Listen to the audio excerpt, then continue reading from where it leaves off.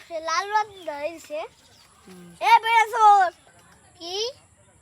এ বেড়া চোর এই জায়গায় তুই এই জায়গায় চোরের মার বড় গলা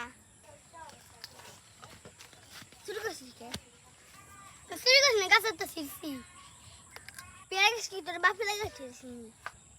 তোমার চাচা না চাচা ঠিক আছে গাছ কি ঝুলিয়ে আনবি কোথায় দূরছি আমি আরে অমূল্য সম্পদ আর সিস্টার দে দে